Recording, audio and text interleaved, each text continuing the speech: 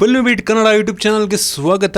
ನಾನು ಸಂದೀಪ್. ಬಾಹುಬಲಿ 2 ಟ್ರೇಲರ್ಗೂ ಮುಂಚೆನೇ ಬಂತು ಪ್ರಭಾಸ್ ಅವರ ಟೀಸರ್. ಹೌದು, ಎಸ್ ರಾಜಮೌಳಿ ನಿರ್ದೇಶನದ ಬಾಹುಬಲಿ 2 ಚಿತ್ರದ ಟ್ರೇಲರ್ ಇದೇ ತಿಂಗಳು 16ರಂದು ಬಿಡುಗಡೆ ಆಗ್ತಾ ಇದೆ. ಆದರೆ ಅದಕ್ಕೂ ಮುಂಚೆಯೇ ಈಗ ಚಿತ್ರದ ಟೀಸರ್ ರಿಲೀಸನ್ನು ಮಾಡಲಾಗಿದೆ. ಈ ಒಂದು ಟೀಸರ್ ಮುಖಾಂತರ ಟ್ರೇಲರ್ನ ಬಗ್ಗೆ ನಿರೀಕ್ಷೆ ಹೆಚ್ಚಾಗಿದೆ.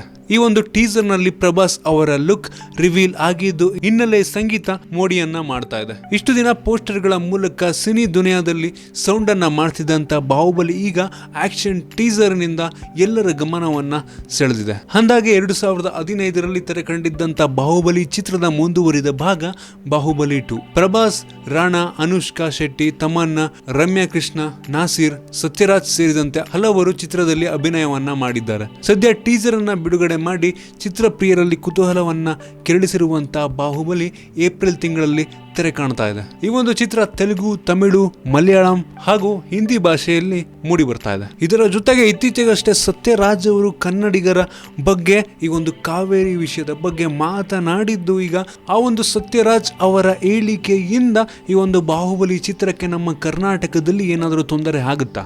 ಕಾದ್ ನೋಡಬೇಕಾಗಿದೆ. ನಿಮ್ಗೆ ಇದ್ರ ಬಗ್ಗೆ ಏನಿಸುತ್ತೆ ಕೆಳಗಡೆ ಕಾಮೆಂಟ್ ಅಲ್ಲಿ ತಿಳಿಸಿ. ನಿಮ್ಗೆ ಏನಾದರೂ ಈ ವಿಡಿಯೋ ಇಷ್ಟ ಆಗಿದ್ರೆ ಲೈಕ್ ಮಾಡಿ, ಶೇರ್ ಮಾಡಿ. ಇದೇ ರೀತಿ ನಮ್ಮ ಬೇರೆ ಬೇರೆ ವಿಡಿಯೋಗಳಿಗೆ ಫಿಲ್ಮ್ ಬಿಟ್ ಕನ್ನಡ ಯೂಟ್ಯೂಬ್ ಚಾನಲ್ಗೆ ಸಬ್ಸ್ಕ್ರೈಬ್ ಮಾಡಿ. ಧನ್ಯವಾದ. ಹಾಯ್, ಎಲ್ಲ ಸ್ಯಾಂಡಲ್ವುಡ್ ಮೂವೀಸ್ ಅಪ್ಡೇಟ್ಸ್ಗೆ ಪ್ಲಸ್ ನನ್ನ ಮೂವೀಸ್ ಅಪ್ಡೇಟ್ಸ್ಗೆ ಪ್ಲೀಸ್ ಎಲ್ಲರೂ ನೋಡ್ತಾ ಇರಿ ಫಿಲ್ಮಿ ಬೀಟ್ ಆ್ಯಂಡ್ ದಯವಿಟ್ಟು ಸಬ್ಸ್ಕ್ರೈಬ್ ಮಾಡಿ.